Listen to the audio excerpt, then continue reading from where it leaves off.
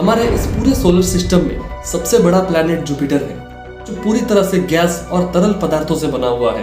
इस प्लैनेट को प्राचीन काल से ही खगोल विज्ञान द्वारा जाना गया था।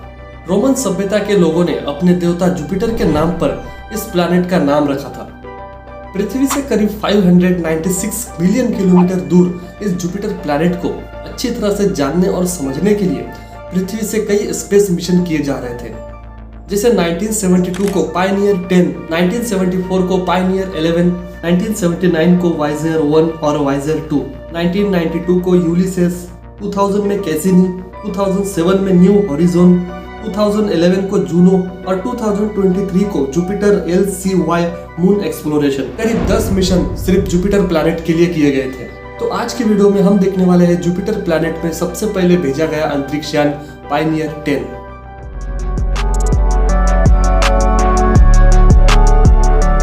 मार्च 1972 नासा अपना पहला बाहरी ग्रहों का मिशन पायनियर 10 को लॉन्च करता है। पायनियर 10 को जुपिटर के लिए सिर्फ 21 महीनों के मिशन के रूप में डिजाइन किया गया था, लेकिन फिर भी पायनियर 10 करीब 30 सालों से ज्यादा टाइम तक चला और जनवरी 2003 में 12.23 अरब किलोमीटर की दूरी पर से पृथ्वी पर अपना लास्ट सिग्नल भेजा था। इस स्पेसक्राफ्ट को फ्लोरिडा लॉन्च कॉम्प्लेक्स 36A से लॉन्च किया गया था।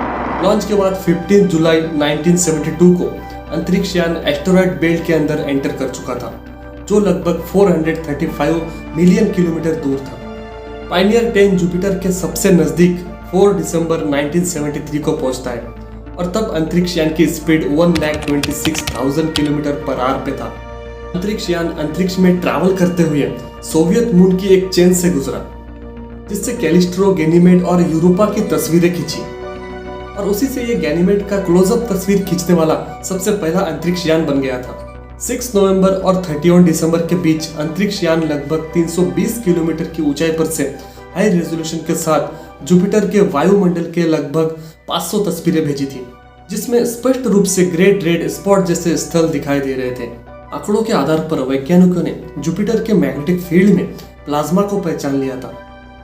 अंतरिक्ष यान ने फरवरी 1976 को शनि की कक्षा को पार कर लिया था और डेटा रिकॉर्ड करते हुए संदेश दिया कि जुपिटर की विशाल मैग्नेटिक फील्ड लगभग 800 मिलियन किलोमीटर लंबी है, जो दोनों ग्रहों के बीच की पूरी दूरी को कवर करता है। अपने सफर को पूरा करते हुए पायनियर 10 ने 13 जून 1983 को नेपच्यून की कक्षा को पार कर लिया था और इस प्रकार सबसे दूर के ग्रह से पार जाने वाली पहली मानव निर्मित वस्तु बन गई थी। नासा ने पायनियर 10 के साथ 31 मार्च 1997 तक नियमित संपर्क बनाए रखा था, लेकिन जब अंतरिक्ष यान पृथ्वी से 67 AU की दूरी पर था, तब कुछ प्रॉब्लम की वजह से ये नियमित संपर्क टूट गया था। हालांकि रुक के संपर्क जारी रहा, लेकिन सिर्फ ऑनबोर्ड पावर स्रोत द्वारा अनुमति के साथ। इस पायनियर स्पेसक्राफ्ट में 11 साइंटिफिक इंस्ट्रूमेंट भी लगे थे, जैसे imaging photopolarimeter, helium vector magnetometer HVM, infrared radiometer, quadrispherical plasma analyser,